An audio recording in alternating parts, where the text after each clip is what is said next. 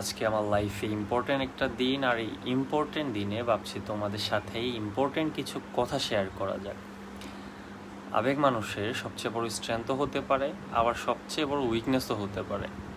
কিন্তু একটা কথা সবসময় মনে রাখবা, ইমোশন দিয়ে নেওয়া লাইফের প্রত্যেকটা ডিসিশন বেশিরভাগ সময় লাইফকে কমপ্লিকেটেড করে দেয়।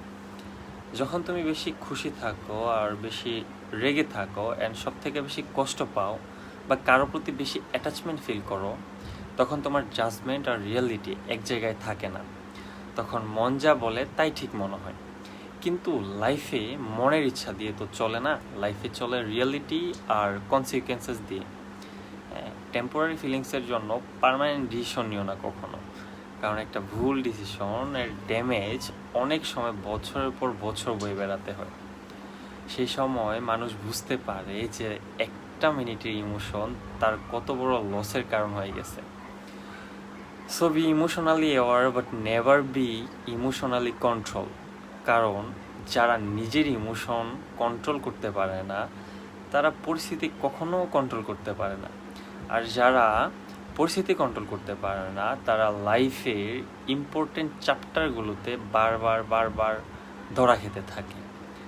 Sometimes the hardest choice is the smart choice. আর সব ডিসিশন ভালো লাগার জন্য নেওয়া হয় না, কিছু ডিসিশন নিতে হয় নিজের ফিউচারকে প্রোটেক্ট করার জন্য। কিছু মানুষকে ছেড়ে দিতে হয়, কিছু সিচুয়েশন থেকে বের হয়ে আসতে হয়, আর কিছু কথা মনের ভিতরে রেখে দিতে হয়। মনে রাখবা অলওয়েজ, ম্যাচুরিটি হচ্ছে তখন যখন তুমি রাগের সময় চুপ থাকতে পারো, কষ্টের সময় স্টেবল থাকতে পারো, আর ইমোশনের সময় লজিক দিয়ে ডিসিশন মেক করতে পারো।